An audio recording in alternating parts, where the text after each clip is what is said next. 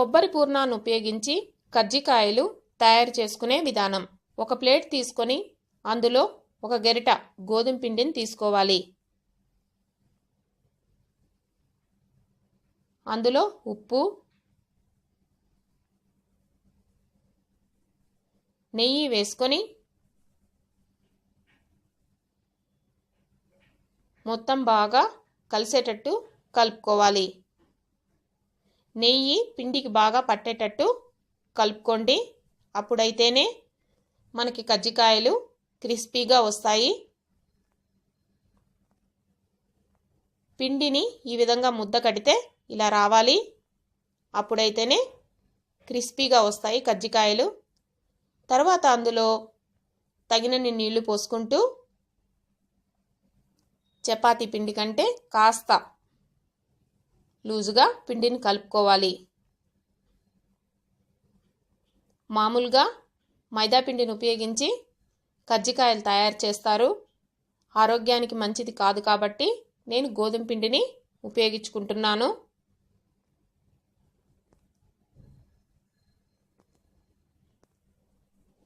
చూడండి, పిండి ఈ విధంగా ఉండాలి.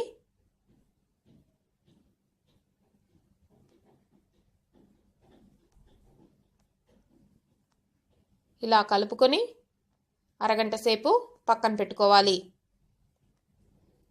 మిక్సీ జార్ తీసుకొని అందులో వేయించి పెట్టుకున్న వేరుశనగ పప్పు, యాలకులు వేసుకొని బరుకగా మిక్సీ వేసుకోవాలి.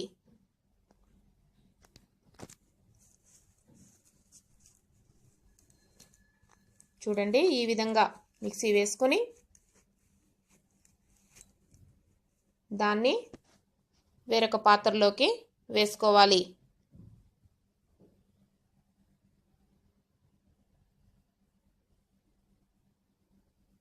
అందులో 1 కప్పు బొంబాయి రవ్వ,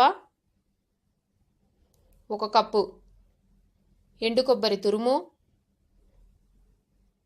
1.5 కప్పు పంచదార వేసుకొని మొత్తం బాగా కలిసేటట్టు కలుపుకోవాలి. చూడండి, ఈ విధంగా కలుపుకొని తరువాత అందులో జీడిపప్పు, ఎండు ద్రాక్ష వేసుకొని అవి కూడా మొత్తం బాగా కలిసేటట్టు కలుపుకొని పూర్ణాన్ని రెడీ చేసుకొని పక్కన పెట్టుకోవాలి.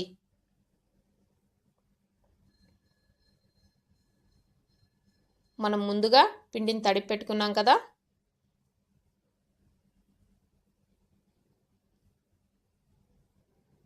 ఆ పిండిలో నుంచి కొంచెం కొంచెం తీసుకుంటూ చిన్న చిన్న ముద్దలుగా తయారు చేసుకోవాలి.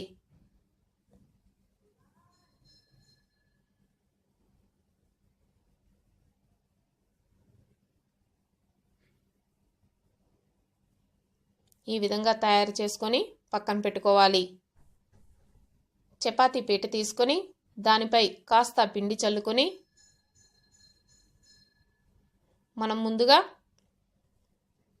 చిన్న చిన్న బాల్స్ లాగా తయారు చేసుకున్నాం కదా, వాటిలో ఒక దాన్ని తీసుకొని పిండిలో డిప్ చేసుకొని చపాతీ కర్రతో పలుచగా వచ్చేటట్టు చేసుకోవాలి.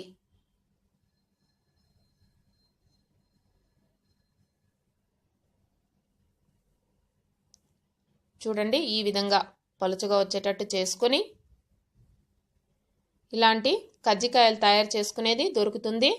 దాన్ని తీసుకొని చుట్టుపక్కల గోధుమ పిండితో కొంచెం అలా పూసుకోండి. అప్పుడైతే దానికి అంటుకోకుండా వస్తుంది.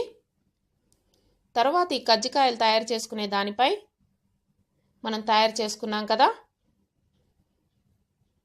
దాన్ని వేసుకొని అందులో మనం ముందుగా తయారు చేసి పెట్టుకున్న పూర్ణాన్ని వేసుకొని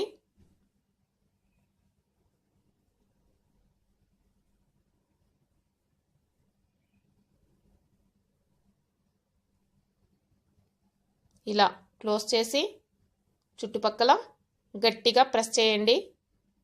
అప్పుడైతేనే బాగా అంటుకుంటుంది.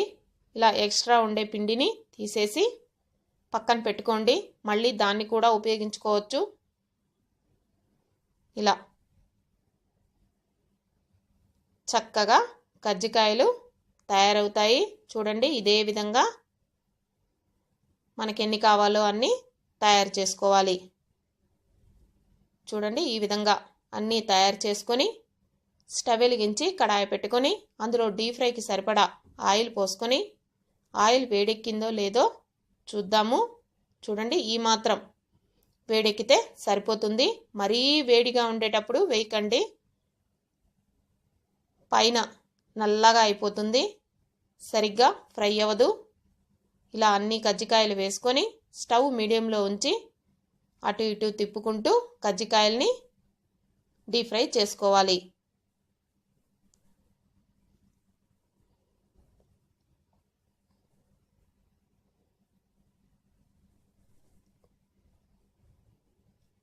చూడండి, ఇలా గోల్డ్ కలర్లోకి వచ్చాక వాటిని సర్వింగ్ ప్లేట్లోకి తీసుకొని